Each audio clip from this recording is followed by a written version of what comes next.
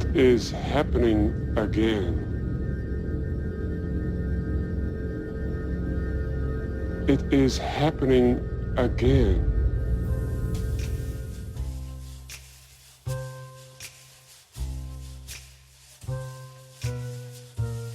Diane, I'm holding in my hand a small box of chocolate bunnies. She's dead, wrapped in plastic. I thought good news. As the mule was is going to come back in style. My name is Mike. His name is Bob. This is a damn good podcast about Twin Peaks. Every week, we fans, watch an episode of Twin Peaks, build it up and tear it down. We try very hard to avoid anything but vague spoilers for future episodes, so you can rest easy. But you should probably watch the episode of the week before you listen. Anyway, join us in the Pacific Northwest for cherry pie, coffee, and murder. Damn good coffee. And hot. Welcome to a damn good podcast about Twin Peaks. I'm Cooper, and with me I have... Hi, it's Miko. And this is Ophelia. And we're back after a brief hiatus where we were just too busy. You know, the heart of summer. It's tough to get it together, even for a bi-weekly podcast. Yes, yeah. That was like a time period, I think, where we all just had a lot going on, and then we were physically crashing at the same time. Yeah, the physical crash is real. Yeah. Yes. It saved us from having to talk about this somewhat painful episode. Wow. So you just dislike it. Right there with that. I dislike. Before we talk about the episode, I want to talk about an awesome thing that I picked up. I got from Mondo Entertainment the Twin Peaks original soundtrack Gatefold album. It is awesome. It is beautiful. It is very pretty. The vinyl is pressed to look like wood. It plays wonderfully. I mean, you know, I'm not one of those people who thinks that vinyl inherently sounds better than digital, but there is something really awesome about putting on the Twin Peaks soundtrack and just kicking back and listening to that. So if you are a audiophile or just really a Twin Peaks fan, this is an awesome thing to own. The jacket is two pieces. One, the outside has a wonderful chevron pattern that cuts through to the interior where you can either have Laura's eyes looking out or trees. Oh, nice. Very nice. Like we saw in today's episode. Yes, the magnificent woods. So today's episode is season 2, episode 5, The Orchid's Curse. Dun, dun, dun, dun, dun. Written by Barry Pullman, who wrote a few more episodes this season, and directed by Graham Clifford. Miko, you may know him as the director of Gleaming the Cube. Oh, interesting. Honestly, all I know about Gleaming the Cube is it has one of the most early 90s titles of all early 90s titles. Yes. I don't know anything about it. It's a skateboard movie, isn't it? Yeah. He was also the editor of the Rocky Horror Picture Show. Really? Because I'd never heard of either Barry Pullman or Graham Clifford, so I just clicked through to their biographies and found out interesting little tidbits. Yeah. Graham Clifford does not direct another episode of the show. Really? So you really didn't like this episode? Oh, and it's funny because I watched it twice. Just to really realize whether or not you actually liked it? Well, because I'd watched it for the last time we were going to record. And then we wound up having to postpone. And I realized when I was prepping for today, I was like, there's a lot I don't remember. I was looking through my notes. I was like, I have some time. I'm going to quickly go through the episode. And you know, so it wasn't because I was thrilled with the episode. It was more that a lot of this episode did not stick in my mind. But what I think this episode there's and this is sort of like the evil that plagues season 2 is sort of cartoony humor. Mm-hmm. Obvious, like Truman's ridiculous cartoon entry into One-Eyed Jack's. Yes. Grabbing the bouncer's balls, then shoving a that was dog toy weird. in his mouth, taping it with, of course, pre-cut gaffer's tape. Yeah. And then using his head to gain entrance. I mean, aren't they trying to be stealthy? Yeah. That was the whole point. Oh, yeah. Exactly. And then they're just sort of wandering around the hallways. Yeah, the hallways that are specifically laid out in such a fashion that you cannot see anything on either end. So all they have to do is just change the pictures, and behold, you're in a new hallway. In a new hallway, exactly. And you wouldn't notice anyway because you're blinded by the wallpaper. Yeah, the most garish possible decorations. Oh my God! For a brothel, right? Which maybe are known for their carpet garish red, decorations. sure, and no, not really. I don't know how many brothels you've seen in movies, but they definitely have a very sultry, usually dark colors, maybe like Twin a deep Peaks purple. May be responsible for a lot of my knowledge of brothels. Maybe, yeah. Well, Canadian brothels. Those anyway. flowers were so big Canadian. and almost indiscriminate. They looked like tomatoes to me. I'm like, when we first see them walking down the hallway, I'm like, why are there tomatoes and vines on the walls? Is this a pizza place? Like, what am I looking at? I know. It's Luigi's north of the border. Oh dear. Exactly. They could have solved the murder in that hallway, and I wouldn't have known because I spent the entire time going, the wallpaper. What is this wallpaper? Yeah. Well, you got to lick it because the snozberries taste like snozberries. Yes, exactly. Wow. Oh yeah. Ophelia did not go with me on that sojourn. Perhaps not. There was, I get what you're saying, Miko, because I feel I've been the harshest critic of all of us thus far on Twin Peaks. But I think there's a lot of really nice things in this episode, intermixed with cartoony foolishness. Yeah. I mean, for one thing, I think Lara Flynn Boyle, again, proves how great she is when removed from a storyline with James. Yes. That story she tells, even though, half of it I spent thinking, wait a minute, 13 and 14? 13 and 14? These girls are 13 and 14? Hey. Going skinny dipping? Hey, back off. I developed early. Calm down. Okay. I definitely knew what an erection was and may or may not have had. With 20-year-olds? Let me dial back my maybe tone. 18.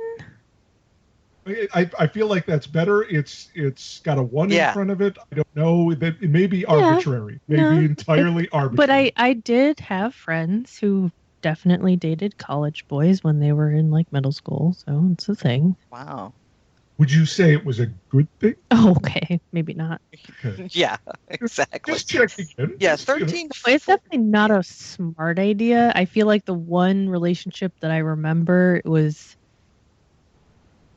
it was that the guy was a really nice guy and the girl was just kind of wild, and they had an okay relationship. They were together for like 7 or 8 years, like until it became legal. Well, yes, until it was legal, and then they broke. There you go. Oh, it takes away the spark. The thrill is gone. Yeah. Once it's legal. I would say a 20-year-old on 2 middle schoolers is a bad thing in general. At the Roadhouse? Yes. Yeah. Where was Sheriff Harry S. Truman? I was getting into bars at that age, but yeah, okay. I don't know where Harry S. Truman was. Maybe he wasn't a cop then. Ophelia, I'm not judging your history. It's a little judgy. I'm feeling judged. I'm judging mainstream America's television show here. We also opened with a very lovely shot of the Great Northern, a new shot. Yes. That sunrise image, which I really liked. I always love the shots of the Great Northern. They're always wonderful. Makes me want to go there. Episode that opens with that pan across the back wall of the Great Northern while Cooper's talking to Diane. I mean, that's Twin Peaks in its essence there. Yes. He had a dream of chewing on a large, tasteless gumdrop. And woke up aggressively munching. Yeah. I love the way he speaks about how yoga is helping him. The pain retreats to a cul-de-sac in the distant suburb of my conscious mind. I know, I love that. Oh, yeah. He's got just the headstand. He's focusing. Oh, and I love his bedhead. Yes. Yeah, the return to his Yes. episode 2 bedhead. I wrote down ridiculous cowlick. I don't know if that's actually a cowlick, but it is That's ridiculous. what happens when you put way too much product in your hair and then sleep on it. But that's what it looked like. It didn't look like a you're cowlick. saying that's what it is. It's not a That's what it cowlick. is. No, it's Yeah, not. a cowlick happens without product. That's natural. Natural thing. Okay. Natural, yeah. But it does look like a cow licked his head. It does look like a I cow mean, if- actually licked his head. I think Yes. that's where that comes from. You know, I've never thought of that before. I might have to look this up. I've never actually considered the I mean, origin of cowlick. It's kind of logical. Yeah, that's basically the origin of the Isn't it term. spelled differently, though? It is COWLICK. It's spelled cow- Well, Yeah. while Ophelia looks that up, Yep, go ahead. Cooper, in his headstand, finally sees the I note know. Audrey left I like how him. it's all fuzzy and it's like a light in the distance. And he like talks about how things become clear when he's doing his headstand as the note becomes clear. aha. The term cowlick originates from the domestic bovine's habit of licking its young, which results in a swirling pattern in the hair. Ta-da! Da-da-da-da. Today's vocabulary. The most tidbit common sight of a brought to human you cowlick by- is the crown, but can show up anywhere. The more you know. More you know. Why is Audrey still being so obtuse? Wait, well, I mean, what? not still. She wrote this letter before she was obtuse on right, the phone. right. Yeah. Why can't she just fucking tell Cooper what she's I'm doing? investigating a one-eyed Jacks. Because Done. the only reason I can see to send this note is so he can go after her when she inevitably gets kidnapped. Inevitably. Well, you know, with all the sleuthing that's going on from the high school girls on this show, There's a lot somebody's of getting kidnapped by sleuthing. bad guys. That's true. Yes. But gone north, Jack may have the answer. Love Audrey. I get it. Cooper knows what that means and figures it out. But Yeah. she could have just said, I'm going north because my dad owns One-Eyed Jacks, and I think it's probably dangerous, so you should come after me when you get this letter. Mm-hmm. Love Yeah. Audrey, my special agent. And she's my special agent. And she's putting it in his hotel room. So is she just afraid that it's going to be intercepted? So she has to use code and be very cryptic. By Hank in a maid's uniform. Oh, God. that's not a pretty picture. I am glad we had very limited interaction. Yeah, I with him mean, this thankfully. and James too. almost Very our- little. Yeah, Very almost little our James. entire interaction with Hank and James amounted to Very like happy. 3 lines of dialogue. Because I see them and I'm just like, oh God, no. They're gonna ruin it. So we get Hawk back, which is good because he was absent last time. And he's pretty badass. in And, this well, he episode. is. Oh, he's totally badass. Yeah. Lets us know that 2 retired school teachers live in the house that Leland said Mr. Robertson lived in, Mhm. up at the lake. Mm-hmm. Lucy is going to Tacoma to visit her sister Gwen and Larry. Oh, also Hank said that he found out that nobody named Mr. Robinson had ever lived in that neighborhood. Right. Yeah. He had to drink 3 pots of chamomile tea. Yeah, Something and like that. then drove all the way back. And had to Twin Peaks. run to the bathroom. And Hank makes the joke, we thought you were lost in the woods. Not Hank, Truman. Harry. Harry, sorry. Harry. My goodness. Lucy is concerned, though, that the can-do temp girl Cannot. might not be able to. Sometimes the can-do girls can't. Apparently. Truman shuttles her off, as I would think you would want to shuttle off someone who was rambling on that story about who actually had the baby. Of her cousin. Right. Way too much detail going on there. TMI. Not him. Her. Not him, her. He's the dad. Yeah. Like, okay, yeah, we get that. And Cooper comes in to let us know that he knows where Audrey is, and he doesn't have to worry about the top secret drop and all the shenanigans surrounding this ridiculously complicated kidnapping plot. It Yeah. only gets worse. There is a whole lot of double crossing happening in this episode. Yep. Like almost all of this episode is people double crossing each other. Yeah, pretty much. Well, okay, yeah. Donna is double crossing Harold. Mm-hmm. Let's just try to dissect who's double crossing who in the kidnapping plot. Jock is double crossing. Jean, sorry. Jean is double Jock's crossing brother, Blackie. John. Blackie. Double crossing Blackie. Jean is double crossing Ben. Ben is double crossing Cooper. Mm-hmm. And then Mr. Akimoto is Mr. Akimoto, yeah. That's it's a thing. Something that we don't know about. $5 million. With $5 million. Ghostwoods. I like the Ghostwood project. Yes, like I don't want to give too much away, but don't give anything away. What do there's the woods and the ghost, and then there's what the judge said. Oh yes, about the woods. The judge there's a lot of look at the woods, and there were a few scenes where the wind is kind of creepy through the trees. It's another. It's really loud anyway.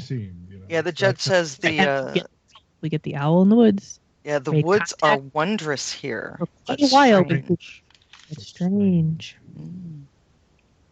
I'm just foreshadowing. Yes, well, there is something going on in the woods in Twin Peaks. I mean, that's a given, I think. Yeah. At this point. Unfortunately, now we get to spend some time in another cartoon. Oh, no. With Bobby there to help his cousin Leo. Yes. With Squiggy. That's who that is. Wait, who? Yeah. What's Squiggy? The David Lander who's playing the inept Mr. Pink. Which is I wrote down the name because it's hilarious. Pinkle. But Squiggy sounds even funnier. I don't know what's that from. Oh, he was Squiggy on Laverne and Shirley. They were Laverne and Shirley's inept roommates, Lenny and Squiggy. And Lenny was Michael McKean. And I think he is still playing at the same level of performance as he might have on Laverne and Shirley. Yes, he is totally doing Squiggy in this thing. It is broad, it is sitcom-y, and it is character. So much slapstick. It's just out of control. And Bobby and Squiggy seem to be in their own scene while Shelley's just standing over there as a femme fatale smoking her cigarette in the body-hugging dress. Yes, watching the antics. Or Bobby in that contraption.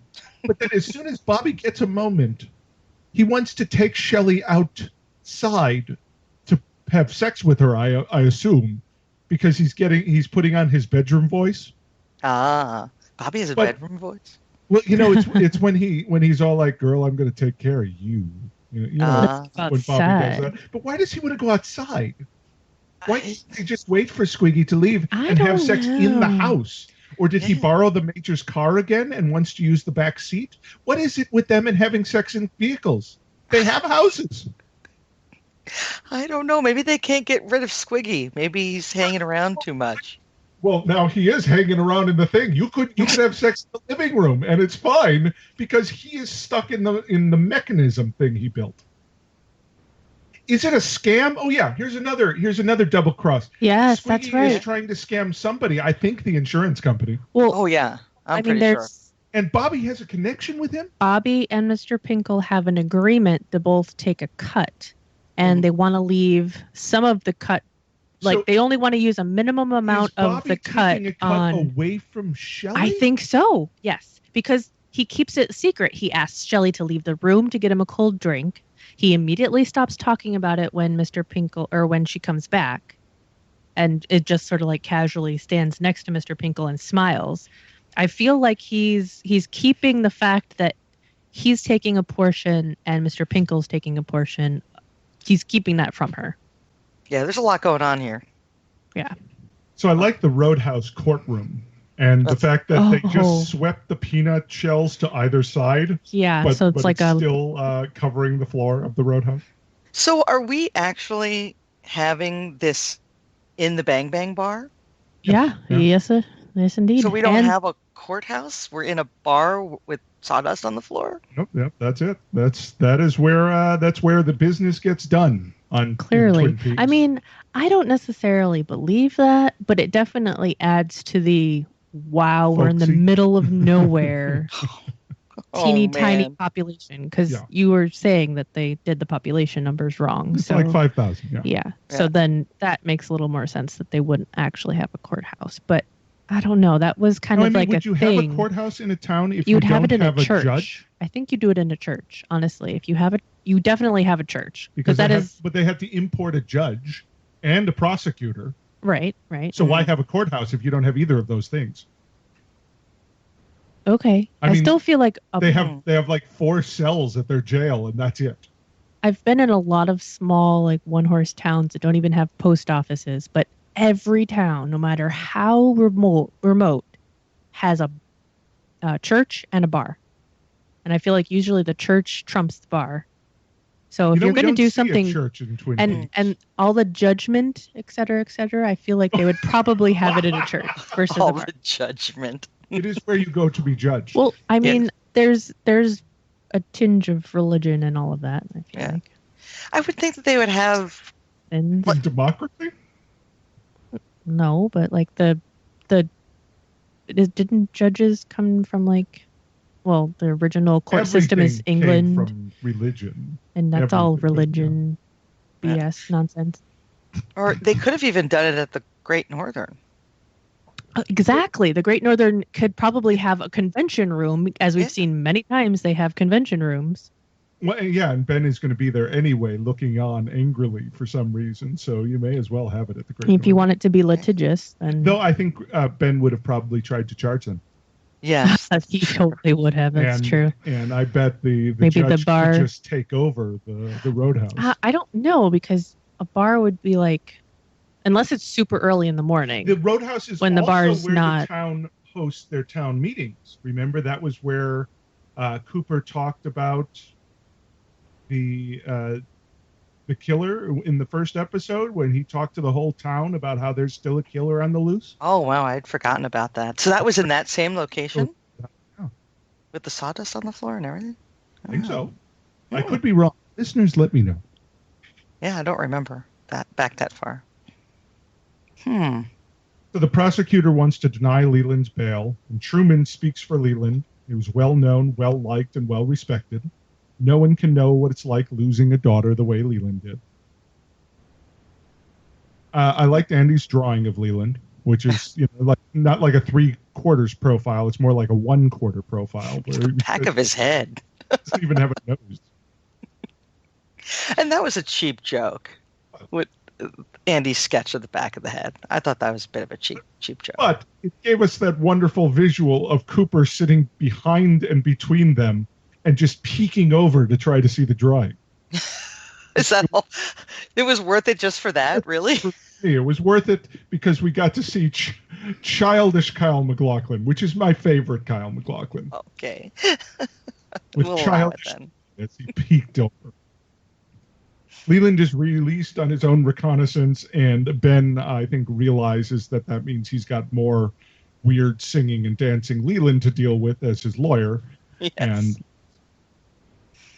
wow. Wow. I love how they mention how Leland's family, his father was well respected, and that is very small town that the family has been around for a long time. And how do you think Sarah wound up with the view slightly obscured seats? I know. She peeks around the pillar. Creepy smile after Harry gave She his was character showing, witness. She was showing Like, support for Leland. I don't know. Her face just is creepy. But yeah, she's stuck in those seats you don't want to buy when you get them on Ticketmaster. Yeah, maybe she got a discount on those seats. Two of stage obscured. Yeah, I don't know.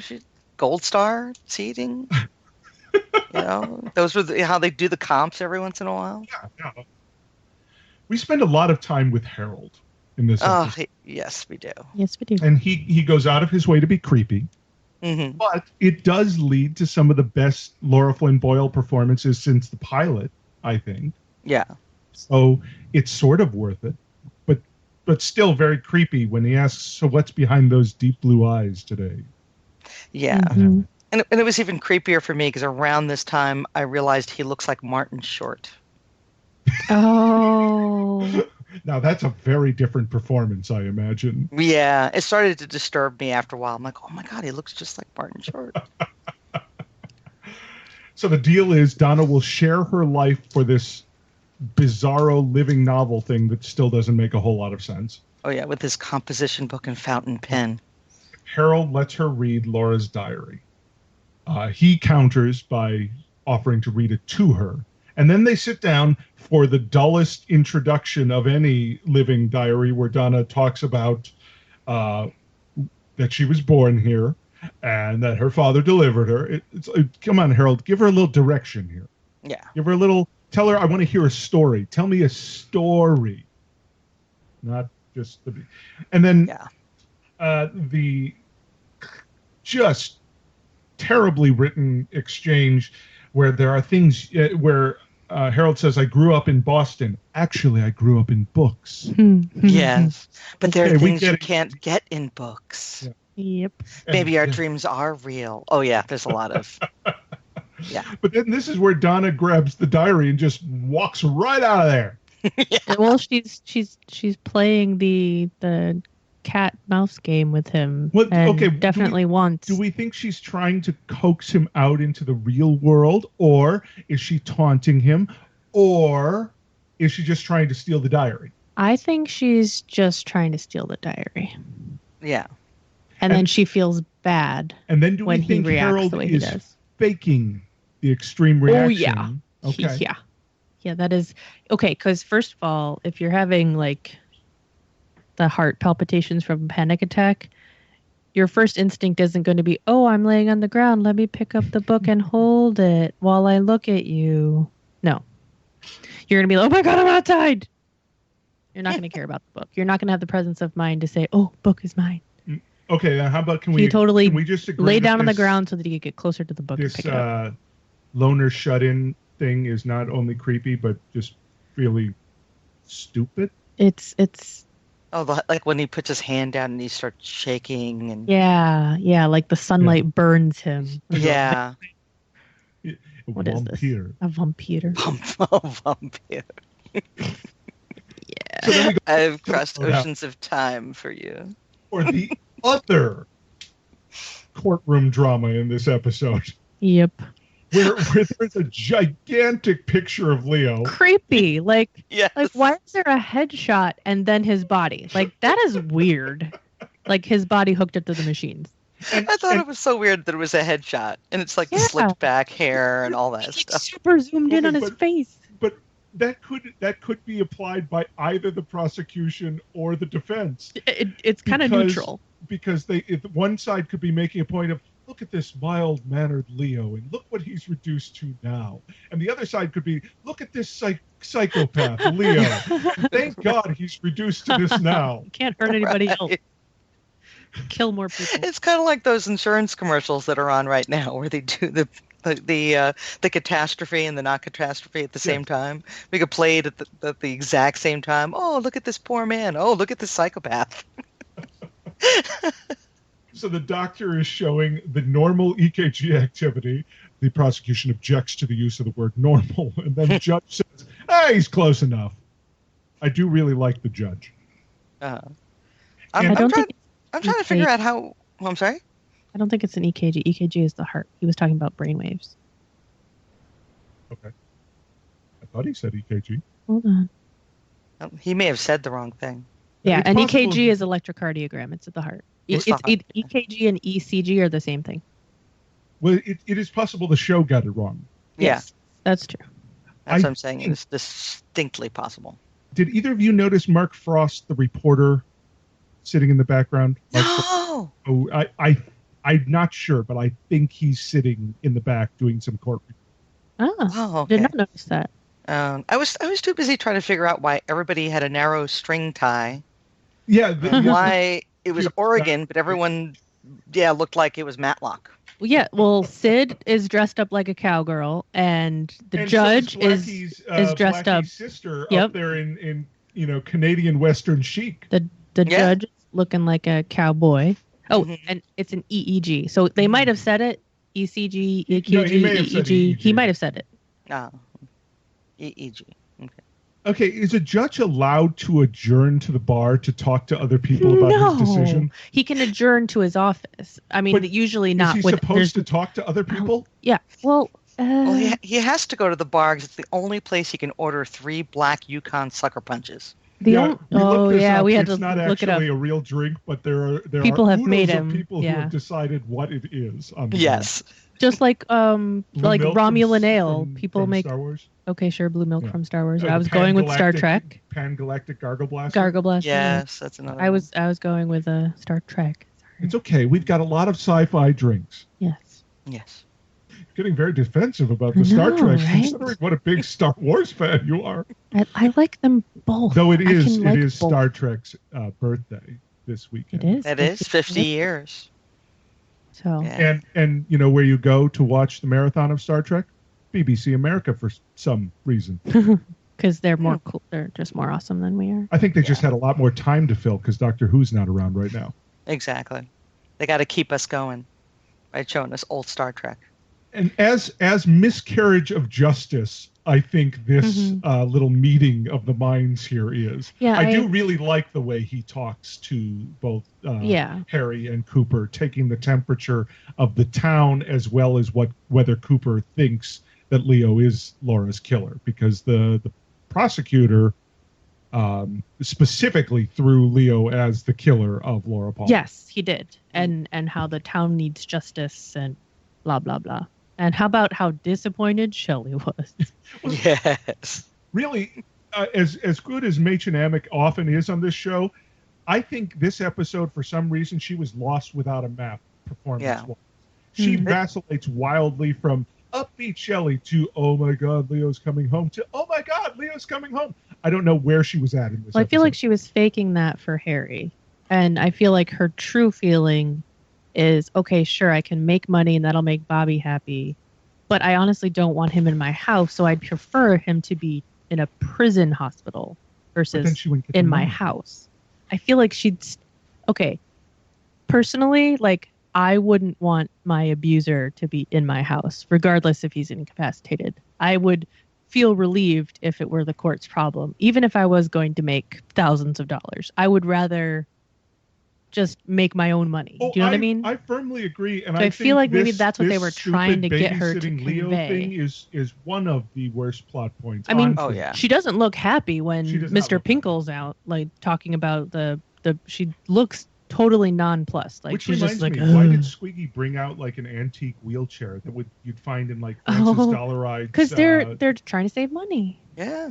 You Trying to rip off the probably insurance company. found a one for free. From Francis Dollaride's grandmother. Sure. Yeah. Well, she had a lot lying around. She did. Yeah, she ran a home. It was right? actually the wheelchair that Freddie Lowndes burned to death on. Oh. Spoilers. Wow. Oh. You should really well, it's been around this long. You should have seen it by now. Well, especially considering that's a spoiler for the book and film's Red Dragon. Yeah. Yeah. Okay, let's talk about Nadine. Yes, this is one of those storylines I'm not too thrilled with. No, it's like they had to throw in a part of Heroes or something. It's quirky for quirky's sake, and it's not good quirk. No. And first we get to deal with her not knowing James and thinking he's someone at school. Thankfully, James doesn't talk very much. Nope, he does not. Yes, that's Then true. we have to deal with where's mom and dad. So are we getting the idea that mom and dad lived in the gas farm? Yeah, that's strange too. Because that doesn't make sense. Well, it's like she doesn't remember her own house because I'm sure she didn't grow up there. And then she goes and rips the door of the fridge off, and we get a speed ramping moment. Yeah. Yeah. I don't know what that was supposed to be. And it's terrible. It's terrible the same way it's terrible when we see Zack Snyder do it all over Batman versus Superman, and it's terrible. Yeah. We do learn that Jacoby is in Hawaii recovering from his recent heart attack. Yeah. Mm-hmm. So let's just, unless anyone has anything really important to say about that scene, let's just move on. Nope, I think we've said all we can say about this scene, to be quite honest. Remember earlier when we mentioned Mr. Tajimura gave a check of $5 million to Ben for Ghostwood? Mm-hmm. I think that's all we have to say about this, too. Yeah, that's pretty much it. Yep. It's just them having their meeting in the office. Although it is becoming more clear that Mr. Tajimura's face is not actually a face and is instead it's all makeup. makeup. I mean, it's super racist, whatever it is. Hank sneaks into Ben's office while Bobby is sneaking around for some reason that we don't find out this episode. While Cooper's going right down the main and sees none of this. Yeah, doesn't see it because cartoon, but is using a duck whistle, which I love. Yes. Was pretty cute. And I like that there's like a bizarre collection of Sikhs handling their luggage in the background. I didn't see that. I look at it as like the Arab sheiks that show up in Noises Off. I bet rent the house. Okay. I know. You took that very seriously. No, I'm talking about. Okay. Let's we'll move on. Yeah. So Cooper is sort of double crossing Ben because he knows something that Ben doesn't. Right. Is he knows where Audrey is. Yep, and he's pretending like he doesn't. Is not going to go to the failed amusement park behind a bar called the Columbian to leave the money beside a horse with no head at midnight. You take incredibly detailed notes. Yes. Very much so. Because I take notes like Hank just so pokes his head out like a puppet. Cooper's on his way. That is true. That happened. Like a Muppet or like someone from the Rowan and Martin's Laugh-In. Yes! That is or exactly. for our younger listeners like me, you can't do that on television. One of the lockers. Yes. I loved that show. That was pretty good. Yeah. But yes, it is very goofball that Hank's only purpose in this scene is to say, Cooper's on his way. Yeah, and then he's gone. Coming back. And then come back for the overly arch and if you can bring back my daughter and like the briefcase. Like I could care less if you do that part. But Cooper's not coming. All I could think of when Ben gave him the briefcase was, her life is in your hands, dude. Her life is in your hands. I was feeling I'm feeling really good in this episode about Donna, and then they have to go and ruin it by putting Donna and Maddy together in that two shot where their heads are like right next to each other, where they're talking about, okay, here's the diagram this is of scary. where you're going to come and steal the notebook. There's a doohickey on the side of the cabinet where he's keeping. I couldn't get past doohickey. Okay. I wrote doohickey like 4 times in my notes. Oh. Yes. I love the, I'm sure, unintentional symmetry of Cooper having a map of One-Eyed Jack's Yeah. and Donna having a map of Harold's one-room shut-in Harold's house. Yes. It's multiple rooms. There's like a green room and the front room. And there's got to be a kitchen because he keeps going he there goes, to get He beverages. goes away. Yeah, comes back. I did wonder if Meals on Wheels brings... Wine. Yeah. Where does he get the wine? Where does he get the flowers? Where does he where do you get any of this Where shit? does he get the other meals? I mean, He only gets one a day, right? one a day? Is it about companionship? Is that what Meals on Wheels is for? Is to actually give older shut-ins companionship? Because I would feel like an asshole if that was really what it was for. No, I think it's actually to get meals to them. Right. Because they can't leave the house. Yeah. But I don't think it's one to feed themselves for one meal a day. It could be a money thing too. Yeah, I really think Harold needed to hold on real strong until Amazon came around. Or Instacart. Yeah, absolutely. It'd be real good for him, I think. Yeah. Grubhub. He's got a lot of money. He's got it, yeah. So why does he qualify for Meals on Wheels? Yeah, he could be getting everything from Peapod. You know what I mean? It's like... Exactly. He could have like his own personal chef if he doesn't want to leave the house. We don't know. Maybe he does pay for Meals. Maybe he is the benefactor for the entire Meals on Wheels Okay, program. that's possible. that they Sure. are. And that's how he gets his meal And for that's how he free gets his meal for free. because he's spending all his money for everybody else. Well, if he's a shut-in that can't leave the house, he could be considered disabled. That's true. And it's not. I Yeah, mean, it's not- those orchids aren't cheap. No, they aren't. The greenhouse takes money to control the air and the humidity. Let's just assume he's got an orchid guy. He's got a milkman. He's got an someone eggman. to buy his wine for him. He's got a wine man. Wow. And they all come like the wine man comes like the milkman with with a 6-pack of wine, and he takes the used bottles and he puts the new bottles. Can I get that? I think that is a service that is very much in need. Yes. I mean, you can get wine shipped to you. It's true. There's but not, wine of the month not club. by a guy in like a maroon. Oh wow! Okay. Costume with a little maroon cap. I think. Ooh. Instead of the white cap and the white it would white be coat. maroon. Yeah. Wine I get it. I think you've got a thing going on here. You could totally make this happen. And this would appeal to the hipsters in the It Pacific definitely Northwest. would. That's Yeah. true. Exactly. You'd have to put it in a lockbox. So Yes, definitely. Did you know that Kyle MacLachlan has partnered with a winery? Is what? As a winery. He's partnered. Well, he's partnered with the winery. Oh, he's partnered with the winery. Okay. It does say something by a Kyle MacLachlan. Like he's the winery guy. So Kyle MacLachlan works with Pursued by Bear. Oh, yeah, that's right. With Dunham Winemakers, the wine is called Pursued by Bear. That is awesome. Stage direction. We looked up the stage direction Pursued by Bear We did. That's what it is. It's a stage direction from Shakespeare. Yes, that's how we found Exit. it. Ah. And then we found looking it this. up. We were watching something, and it came, I thought about it, and it was it's a famous stage direction because it is very silly. Yeah, and I looked it up to find out where it was, and it turns out Kyle MacLachlan. It comes up Kyle MacLachlan with a bottle of wine, and we're like, well, what is this? Pursued by Bear wine? Kyle MacLachlan wine? It's very expensive. Yeah. Of course. Oh. Over $100 a bottle. I think. Cheaper. Very. No. Not as. There is a $60 bottle of Syrah. That's not bad. $130 bottle of Cab Sauv. Yikes. It's a 2 bottle. It's a 1.5 liter. Okay. Yeah. Oh. That's still more than I generally spend on a good bottle of wine. That's true. Even a good bottle of wine is more than I generally spend. But I thought it was very cool that Kyle MacLachlan. And we Does really belong. stumbled on that. Like Very totally accidentally found that.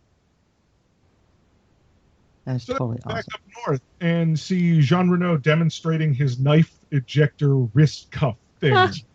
Yes, just that contraption knife thing This was the time when every secret plot had to have a knife ejector on the wrist because for some reason Or the Dillinger that like pops out of the sleeve so you can shoot.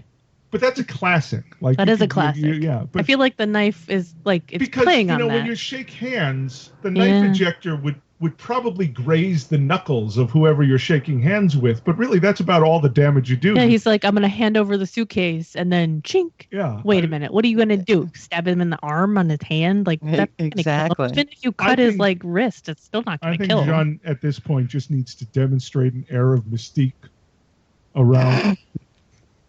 You don't believe me? There, Miko? You don't find him mysterious? No. Yeah. Well, and somebody is planning to also kill Audrey. Yeah. This is the least I believe it's clear moment John. of their plan, though. Mm-hmm. So they're talking about this is the cornerstone of all the double crosses in this episode almost, and Cooper's going to get killed, and Audrey's going to get killed, and Blackie's getting killed tonight, and probably Nancy. I don't know. I don't know. It's like an Oprah moment. But he does. Blackie disagrees with killing Audrey. She doesn't think you'll be able to extort Ben Horn if Audrey's dead. Once you kill his daughter, he's gonna not care. But Jean's point is, you love a good steak, but don't want to know how it ends up on your plate, which actually not applicable to this situation. Not really. Really, no. Not for Ben Horn. For him, yeah. a lot of murder is what led to him running One-Eyed Jacks, I guess, which is his endgame. But for Ben Horn, even though he doesn't seem to really care a lot about Audrey, I don't think he wants her dead. I was just going to say that could be another double cross we have here, is that Ben Horn doesn't really care what happens to Audrey. I mean, he did not go and rush to save her. He kind of sat on it. He did. Yeah. And assured Cooper how heartbroken he was. Which is clearly not true. Now, I don't know, maybe I wasn't paying close enough attention, but it seems like Jean gets up and walks over to the couch where Nancy comes in and then talks with Nancy on the couch about killing Blackie, who I think is still in the room at that point. Oh, Did he go to another room? I don't know, because of all One-Eyed Jack's rooms are hideous in the same way. Yeah. I didn't think she was in the room, but because I didn't see her leave. She stole one of the 2 packets of heroin on that silver tray. yeah, I would assume that if she did that, she would have. But then left. she just sort of stood there, and the camera then cut to Jean and Nancy. Hmm. The point is, it was poorly thought out spatially. Yeah, Clearly. and poorly edited. Yes. Or, I mean, maybe you two just didn't care, which I understand. That is possible. Because it is hard to care about the goings on above the border. So. Exactly. And then we cut to another cartoon character. Andy is covered in Post-its. Now, Andy was our okay, he's a cartoon character. We get it. Yeah. And we like it because it's Andy. Mm-hmm. But when surrounded with all these other cartoon characters, It's a he little bit becomes much. less special. And also, I just have to say, in a town with that many people, he's not going to have that many notes. Well, one of his notes, people are not I don't know if you going noticed, to call. one of his notes is actually from Tony the Tiger. I did not know. It's when he's looking for the number Lucy on the clip. page. Yeah. It I believe it says call Tony the Tiger.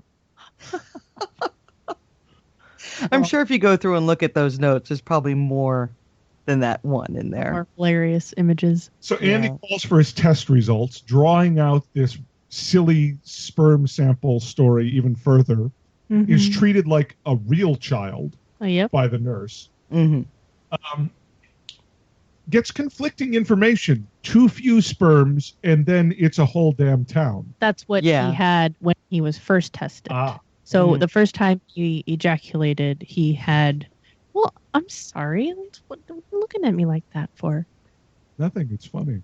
Well, the first time he did, he was low on his sperm count. The second time he did, he wasn't. It means that he was temporarily not producing sperm for whatever reason, which means he probably fluctuates, and he would probably average out to being normal. Gotcha. And this is a Doc Hayward-ism here, apparently. They're not just 3 men on a fishing trip. They're a whole damn town. Yeah. I mean, it's funny. It is. But it's a an episode full of other cartoony things that sort of sour us on the whole cartoony Twin Peaks thing. Yeah, a lot of his comedy delivery at this point starts to become seem very stilted. Yeah. And I don't know whether it's just they gave him too many comedic moments in this show and he's not fully committed to all of them. Stepping on the wood, the loose wood panel, that was just ridiculous. Well, I think it's, there's a concept in media called Flandersization. And what it is it's taking a minor trait of a character and then that becoming the whole character. Yeah. So like early on The Simpsons, Flanders was a good guy who also was a little religious. Mm-hmm. But then that became all Flanders was. Was religious. Yeah. So the idea is that given time, characters get mined for broader and broader things. The Office is a great example of that because as they brought out the supplementary characters in The Office, they started fairly down to earth and then became more and more extreme versions because you run out of things to do with characters. Right. And he seems to be a character that went through the Flandersization process dramatically quickly. Yeah. He becomes all about his comedy bits. Yeah. And he's not a fully fleshed person anymore. Because one of the most interesting things about Andy was how he cried at crime scenes. Yeah. And they abandoned that. They did. And so it is disappointing. Meanwhile, I think Lucy in this episode demonstrates the same level of cartooniness when she's telling Truman the extended version of where she'll be. You know, that is exactly Lucy, because that was Lucy in the first episode where she's telling him which phone she's about to transfer the call to. So it's still true to her character. Yeah. Yeah. But even like, you know, when he makes his phone call after we get to see the, you know, the map of One-Eyed Jacks, which I'm still trying to figure out how they got a map to One-Eyed Jacks. We're drawing it from memory. Oh, he's drawing it from memory. Oh, he's that damn good, huh? He was there. Yeah, they did go there for the. I mean, that's why they have the video. When they with Fred and Barney, and to remind us that they were there, Jean apparently just keeps that frame paused on his TV, which is really bad for the tape. Yeah, it does. It like ruins the tape. It does. It'll split right there. Yeah. As many people who looked at those momentary bits of nudity in VHS tapes, right? It's learned. heat, right? Yeah. I don't know. Is it heat? I think it's. Well, yeah, it's the spinning drum will wear away the tape. Okay. Yeah. I love Maddy being a bitch to James. Oh, Who else? So I loved it. It was pretty good. I gotta go, James. I'm going home. Oh, wait. Before we go on to this, we can't forget the abortion clinic. Oh, right. Oh, and also Hawk. Yeah, that's what I was leading into after the after the map, we get the really stilted. Oh my God. Lucy was going to be gone long enough to leave a false place she was going to be, but the number of the abortion clinic she's going to. That doesn't seem like good planning on Lucy's part. That seems like plot contrivance on. We talked about that when you were taking the dog out. Barry Pullman's part. Mm-hmm. Yeah. Oh yeah, very much an obvious plot point. We were saying if you're gonna write it down at your desk, it's probably good to call it something else. So sure, labeling it as Gwen and Larry is fine, but then destroy it. Like pick it up, take it with you, throw it away. I think since it was paper clipped, I think that was "This is where I'll be, Sheriff Truman." Yeah, but okay. But she didn't tell Sheriff Truman where she was really going. I know. That's why I think it's weird. It is plot contrivance. It doesn't make sense. It is actually plot contrivance. Exactly. Very much so. Yeah. And all it is a bridge to this extremely stilted moment where he calls the number and is say that again? Lucy know he's a whole damn town. Yeah. Right. Yeah. Got to tell her the good news. We need to hear him say that again. So we do get a brief moment of Hawk coming in. He so are police allowed to take drugs that they don't know what they are from people's rooms? Yes. Yeah. If he had because reasonable the one-armed cause, man is not a suspect of anything. He just vanished. He may be a person of interest. I feel like if they had, if the hotel said this guy has been missing for X amount of days or whatever they said, the hotel would probably open the door for a police officer because the hotel owns it. The one-armed man doesn't own it. If it was the one-armed man's house, this would be a different conversation. This is a public space owned by the hotel. The hotel would say, you know what, this guy's missing. You might find evidence to help save him, or maybe we want this guy out for whatever reason. They'd let a police officer in the room. And then it's whatever he can see, he can touch. Okay. That is what it is in a personal home. If he can see the drugs, he can touch it.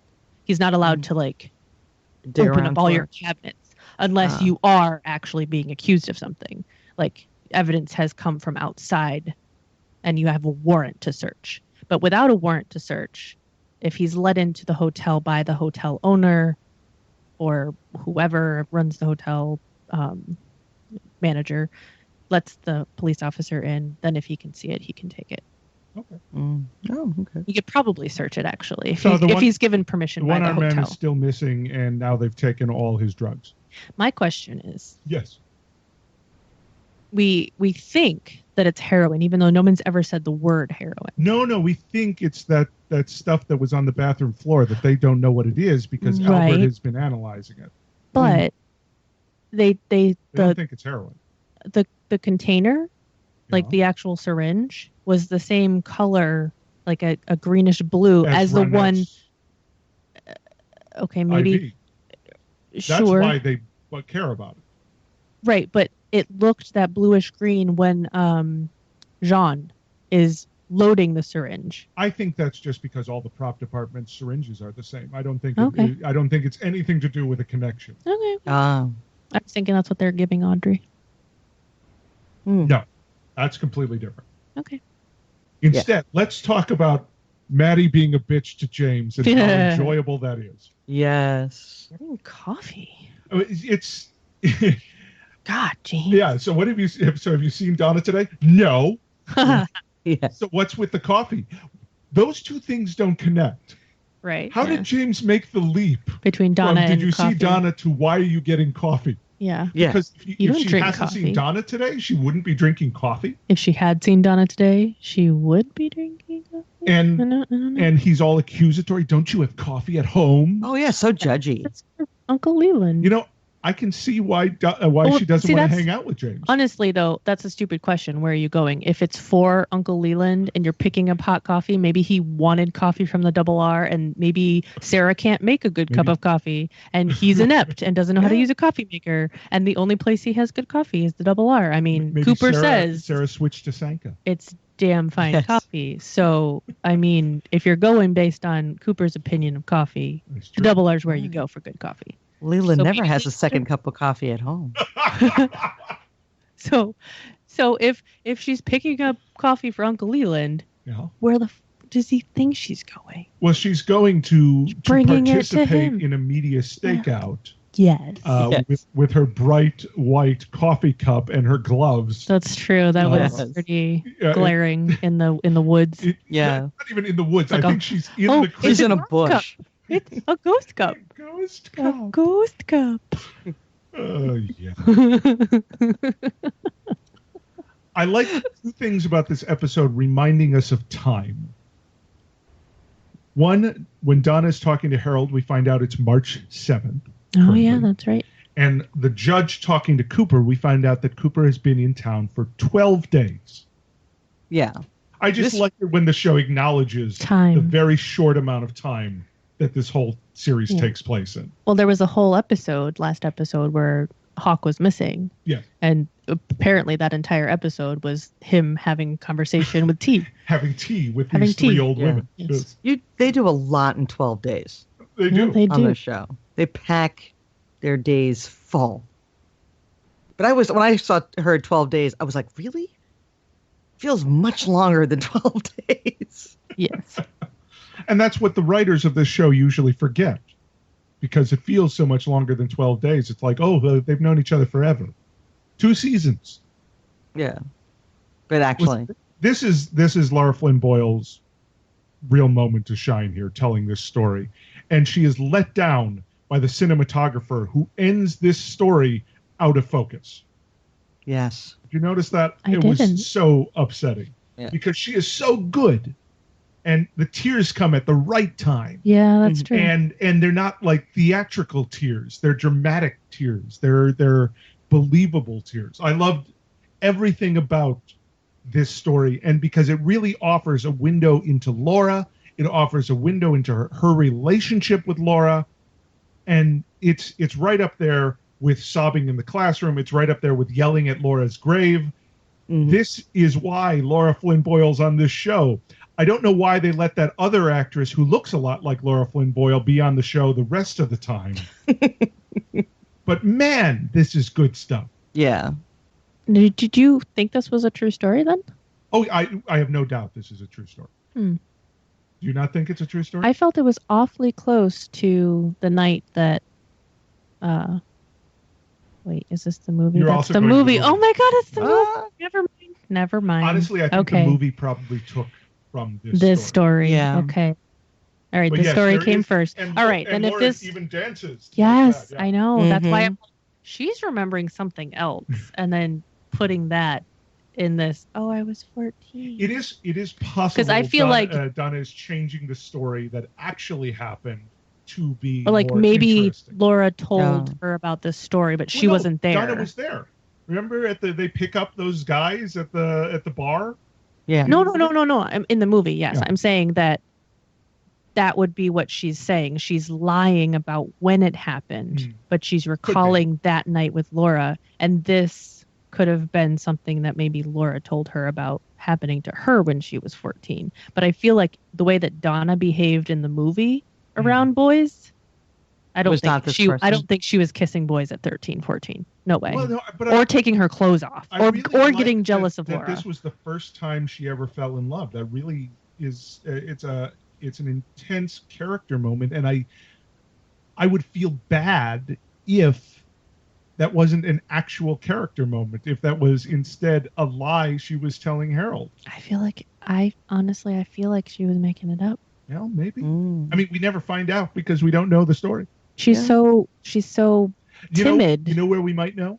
What? Where? If you read The Secret Diary of Laura Palmer, written by David Lynch's daughter, because I bet if this is a real story, it's Laura in will there. talk about it. It's in there. Oh. Because that was released between seasons. Mm-hmm. So a lot of stuff in season 2 does reference The Secret Diary. Okay. I don't know. It was a beautiful moment, and we even got Laura yeah. Palmer's theme played in the background. Yeah. Moment, and it was a wonderful performance, regardless of if it's and Laura then Flynn Boyle's performance or Donna's performance. Even better. That's meta. Yeah, it is meta. Performance inside of performance. And Harold talks about how beautiful it was, and all I could think is, too bad you didn't write any of it down. Right, Harold. he wasn't. He was just staring at her the whole time. I am also surprised that Harold allows smoking in his house. Yeah, me too. Yeah. It seems like a weird thing. But really, smoking in media seems odd in general these days. And how we rude. don't see it anymore. How rude. Ashing on the floor. Oh, I know. Didn't ash on the floor on purpose. She was so caught up in the story. No, and I thought that was a wonderful touch, how long the ash got while she was talking, because she wasn't even smoking it. Yeah, it is a good indicator of time and being caught up in things and not noticing it. So then we get the trees, the close-up of the One-Eyed Jack's sign, and Cooper and Truman sneak up. Cooper is wearing a slightly darker black turtleneck, which I appreciate. His tactile neck is on. Yes. That's how Cooper looks all slick and Harry looks like he just got out of bed. No, Harry's wearing a sweater and jeans. It's like he's got a Christmas party to go to after this. And then we get the most cartoonish way to break into a place ever. It was with a security guard. Pretty ridiculous. And okay, they go down the stairs that is covered in tools to the sign that says "Future Tiberian Baths, pardon our mess." That sign is facing the staircase that we assume is a back entrance. Yes. The statues are facing the staircase that we assume is a back entrance rather than facing the other direction. Mm-hmm. Yeah. Which it's would all make more weird. sense. It is all weird. And then my favorite part is when Cooper uses the map he drew from memory to navigate One-Eyed Jack's. Yeah. Presumably just navigate from the same memories he used to draw the map. Right. Good point. And I don't buy that Blackie, who is doing a lot that requires security, has mesh lace panels on her doors windows.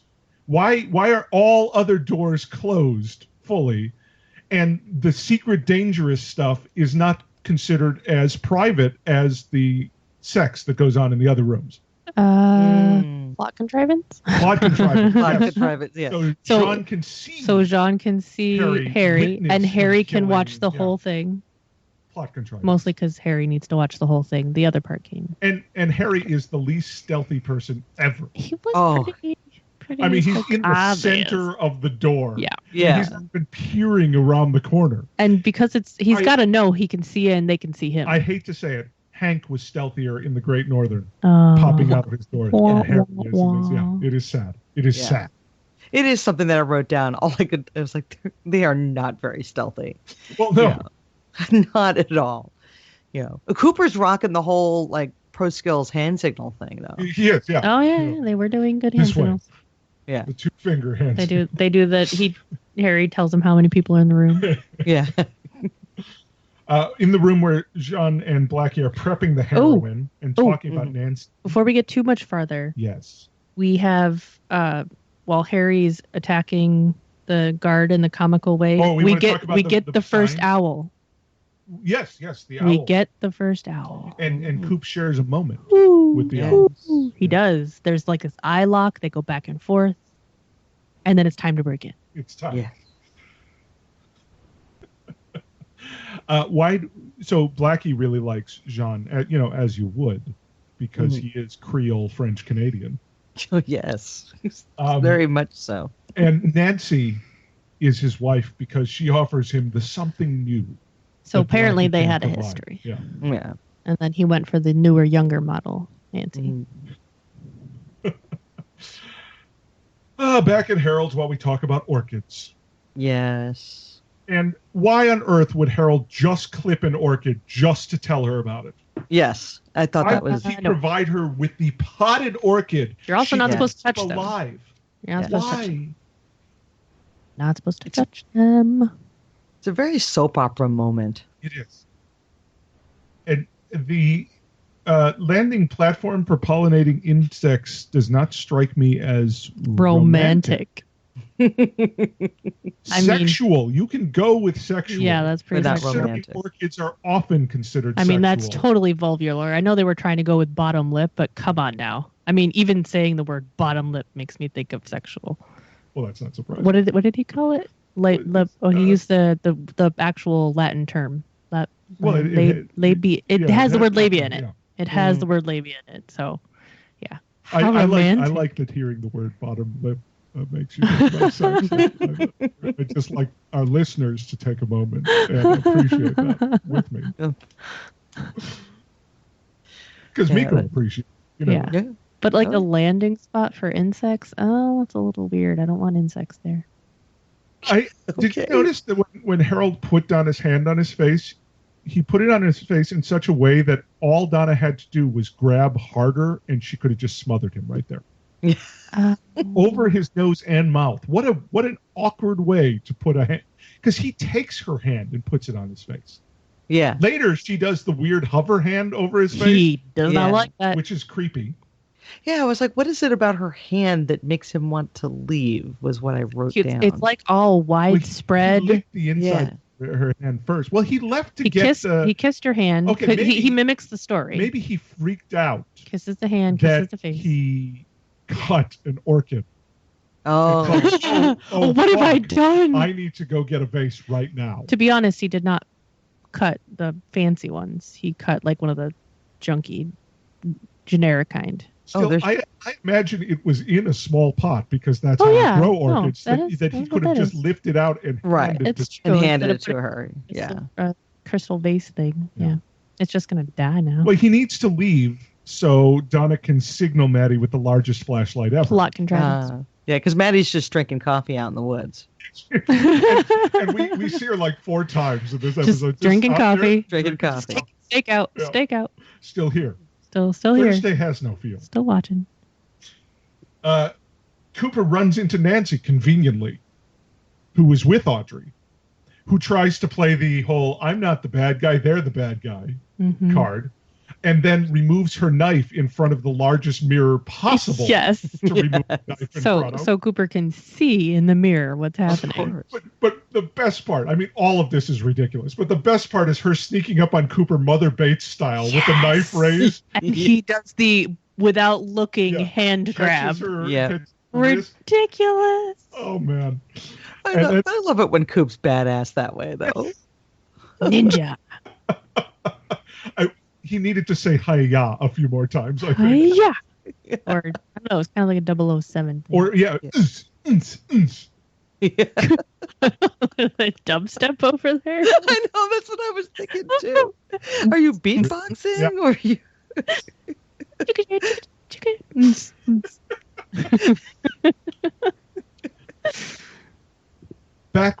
Jean and Blackie are. Oh yeah, Cooper cuts Audrey cuts free Audrey and slings her over her shoulder over like the shoulder. like so many bushels of apples. Yes. Jean wants a kiss from Blackie before he kills her. Yeah. Mm. And then he kills her with his magic ejector knife, which I think is on the wrong wrist Yeah. with the way she was killed. Because that was on his left wrist Yeah. in while the setup while with Nancy may be in front of a giant mirror, Blackie and He had his Jean are arm- not, so we can't even blame it on that. Ah, continuity. So they go to leave after Jean sees him and shoots and then vanishes, and are confronted by a security guard who is then killed by a lawman. Does he shoot him? I thought he hit him with a rock. He threw a knife into knife? his back.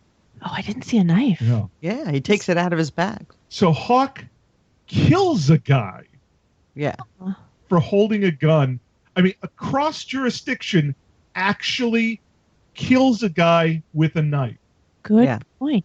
This is I problematic. honestly thought that he threw a rock because the way it sounded, No. it sounded like a rock hitting a head. He threw a knife into his back. So it was a shunk instead of a. Yeah, it was a shot. Yeah, and it was I- like one of those big, carved bone handled, rugged things. This Yeah. is problematic. Yeah, it is. It's uncharacteristic. And Mhm. the DA was inside. The DA was outside seeing them leave. No, Wait. that was Hank Was who Hank had the DA's ID ID. on his person, so that when Jean grabs him Okay. and goes to check him for I a thought wallet, It was Hank, but I wasn't. he I thinks, was yeah. too busy taking notes on why would good guy Hawk actually murder a person? I feel like underhanded Hank got a hold of someone else's ID so that he Gotcha. could. Yeah, he could- because the that- DA Daryl Ludwig is the heavyset bearded gentleman in the courtroom. Oh, that's right. That's right. That is his From name. when Hank, Yes. in creepy Twin Peaks music, looked through his wallet. Mhm. I get yeah. it. Okay. It's all coming back now. Yeah. Yes, I was trying to Yeah. figure out why it was so freaking windy out there when Sean was talking to. There's something in the woods. Yeah, he's like shaking Hank down, and they had like the gigantic fan was right in the face. And Yeah. Well, it's part of their construction. They have giant fans. Yeah, I didn't even notice that Hawk killed. Yeah. I was thinking It's that he upsetting, like isn't it? threw something Because- heavy at the Because guy. the guy was not actively threatening them. He had a gun on them, yes, but Mhm. he was not saying, "I'm going to kill you." Technically, He was telling them to. he was telling them to turn around. That's a classic execution move. Yeah, And it is Yes. it is a knife versus a gun. So technically, Why doesn't Hawk have a gun? He is a police officer. that's true. But I'm just saying, like, if you're talking about self-defense, Because I think Hawk. if the guy saying, with the "Hold knife it, kills I the guy have a with the gun, on you." that's considered self-defense. Yeah, but It gets wishy-washy when it's two guns. the gun wasn't pointed at Hawk. This is a bad plot point Yeah. for our hero. Oh, I mean, it is. It is definitely, but you are getting into some gray matter when you're talking about Yeah. the whether or not a court of law would find a problem with it. What the problem is, they leave the scene. That's the problem. Yes. If Hawk were to call the Mounties in and say, "I stabbed this guy because he was going to shoot my friends And who the are Mounties an would say, FBI Wait a minute. and a cop." You have an FBI agent and a cop up here in Canada without telling us? Mm-hmm. Okay, yes. There was a kidnapping here But in Canada. I'm saying Hawk would not be like, he wouldn't be like considered a murderer. You know what I'm saying? Like, he would Sure. have been acting in self-defense. Okay. Yeah. So I know I'm just barely making it better, but I'm just saying, like, that's it my also sort of rationale. trends on the Native American stereotype It of does. hurling a bladed Yes. weapon. It does. I was really nervous because I couldn't remember that it was going to be a tomahawk.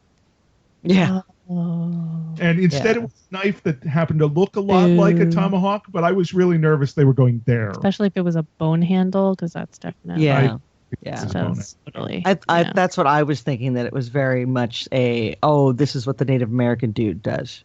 So let's just we love See, Hawk. I was badass. thinking Let's just sashay when him. I saw it, I was thinking like the comical way that he broke in, the comical way that Hank broke in, like non-threatening. I'm not going to kill you. I'm just going to shove a toy in your mouth and tape it shut.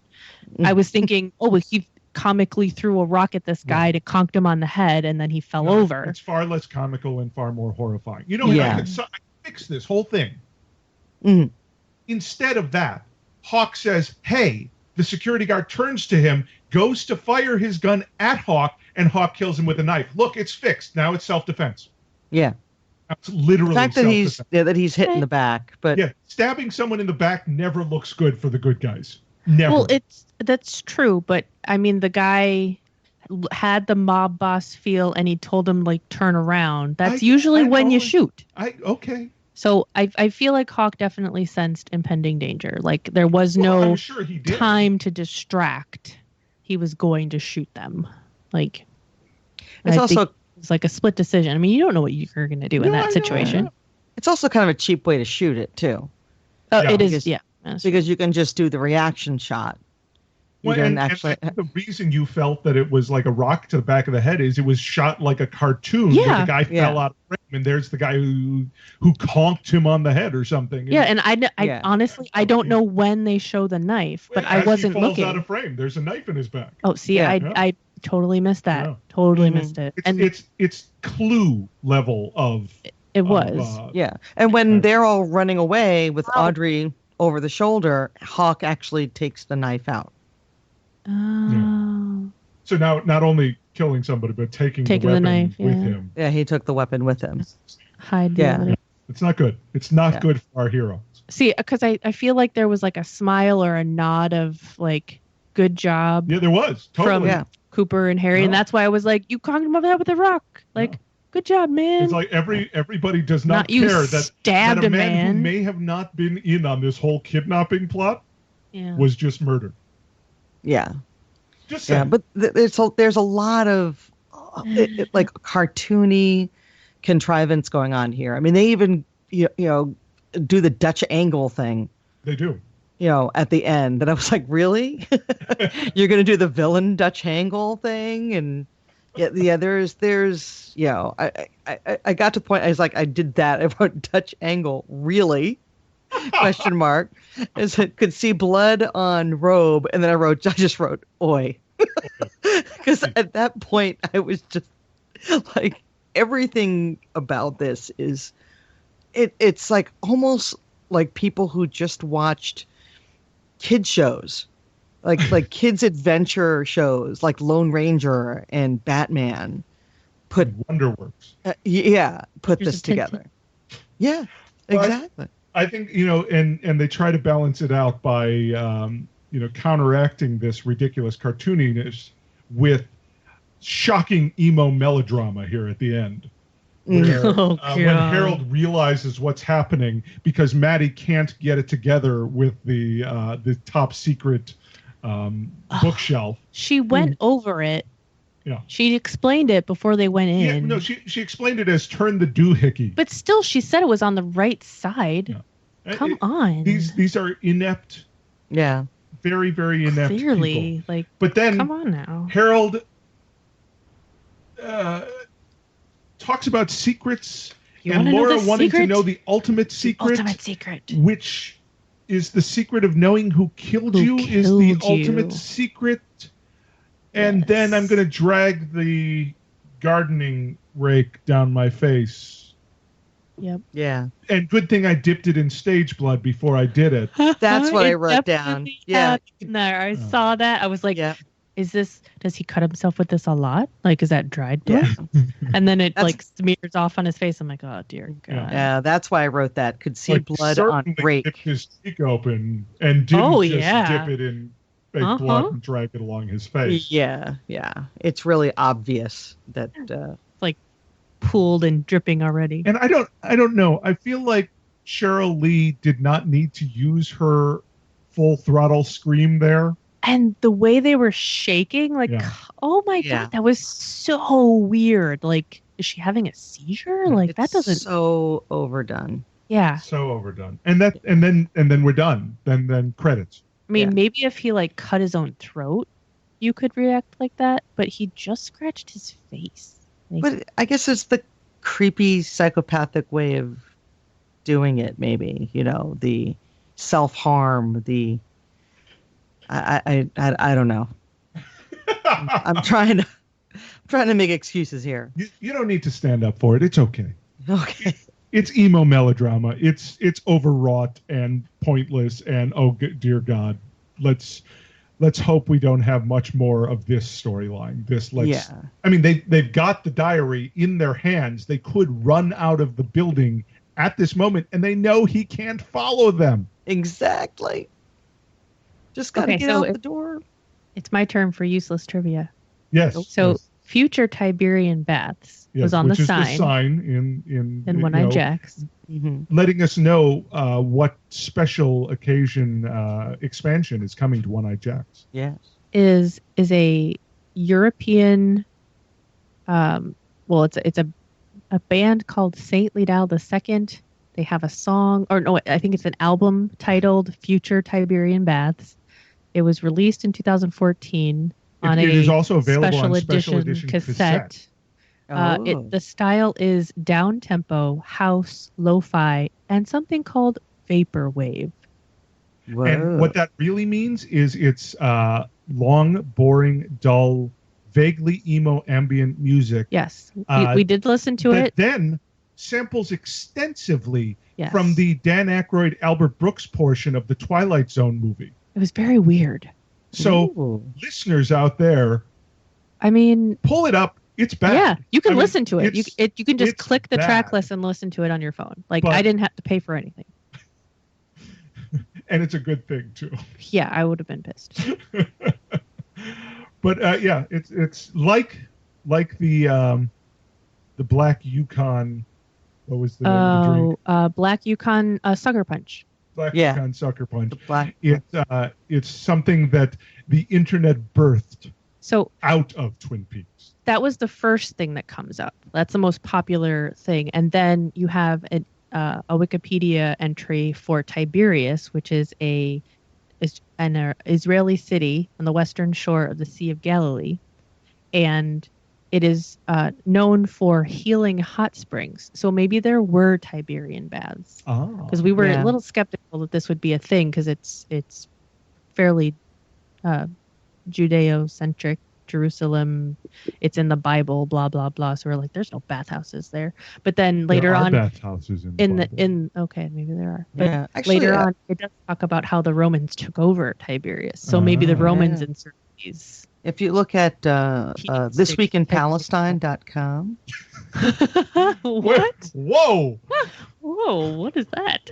The latest issue, the Tiberian Baths, located on the site of the destroyed Canaanite village Hamat, literally meaning hot springs, So owing to their temperature. Let me just put all this together. Right. The hot springs off the Sea of Galilee are coming soon to a brothel in Canada that is Western themed and garishly decorated near you. Named for Marlon Brando Western. Yep. Ta-da! Ta-da! The aristocrats. I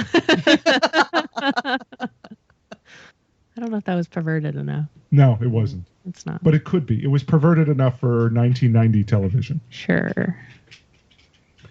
So that's it for this episode.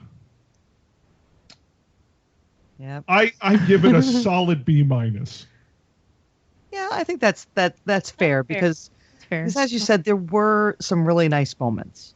I mean, I feel like I'm most excited about the wind in the woods, Yes. the name Ghostwood, the owl, and the judge's clue. Now, Ophelia is being very much drawn into the something in the woods aspect of the season Something 2. in the woods, and the whole time Maddie's there, I'm like, oh my god, something's gonna get her. Something's gonna get Well, her. they also Something's gonna get her. repeated that shot of Jacoby looking at Maddy Yeah, that's true. with the gloves and the trees. And I guess it's symmetry. Mm-hmm. Cheap symmetry. Cheap symmetry. Yeah. Cheap, bad symmetry. But we'll be back in 2 weeks with another episode that I'm hoping for better than a B-. I know we've got some Fs coming. Yeah. Are there Fs coming? At least 2. Oh, I don't man. remember how many more, but at least 2. Oh. Yeah. Very soon. So enjoy that, listeners. Clearly, I'm a little bit fuzzy on the ends. Before we head out, Miko, we tell our listeners where they can find you online. You can find me on Facebook as Miko Technicatia, on Twitter @Technicatia. Pretty much anywhere you look for Miko Technicatia, I'm there. I'm on lifeontheswingset.com. I'm also at sexualhistorytour.com, where I look at the history of sex. Are you going to be talking about Tiberian baths? I may have to now. So look this up. And the James Tiberius Kirk connection. Oh, there you go. Is that where Kirk goes with all of his ladies? To the baths, yeah. Maybe. To the baths. Says, It's very... these baths were named for me.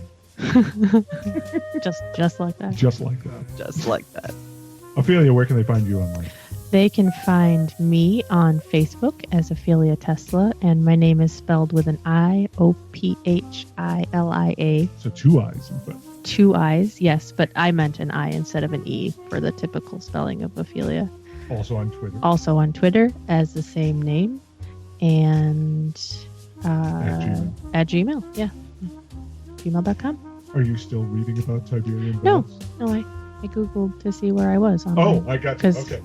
That way I have like a breakdown. You can find me at coopersbeckett.com and on all the various social networks at Cooper S. Beckett, as well as on Life on the Swing Set, the podcast, and Ophelia and I's brand new podcast, Flamingos Forever, where we talk about John Waters movies. Yay! Woo! There's only 1 episode so far. It's about multiple maniacs. There will be more episodes, I hope. Will be more, absolutely. And you can find this podcast at damngoodpodcast.com. Please leave us a review and a rating on iTunes or Stitcher or whatever podcasting app you use, because that helps us become more visible. And as we build up to season 3 of Twin Peaks next year, it would be nice to become more visible. Just a thing. Yeah. It'd be cool. So until next week, the owls are not what they seem. And there is something in the woods. Hey, this is Dan Savage from the Savage Lovecast and Savage Love, and you're listening to a Swing Set podcast at Swing Set FM. Both Cooper's memoir, My Life on the Swing Set, Adventures in Swinging and Polyamory, and his new novel, A Life Less Monogamous, are having summer sales at coopersbeckett.com. Pick up the ebooks of either for only $4, or the audiobooks, read by Beckett and me, Kat Stark, for only $9. These summer specials won't last, so head to coopersbeckett.com now and get your copies. Signed paperbacks are also available.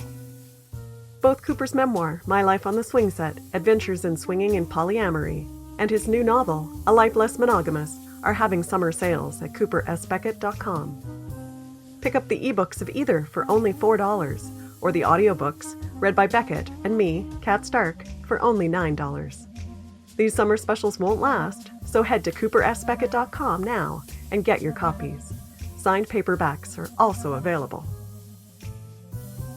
Both Cooper's memoir, My Life on the Swing Set, Adventures in Swinging and Polyamory, and his new novel, A Life Less Monogamous, are having summer sales at coopersbeckett.com.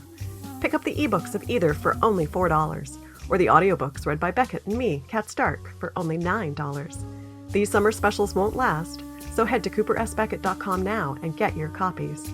Signed paperbacks are also available.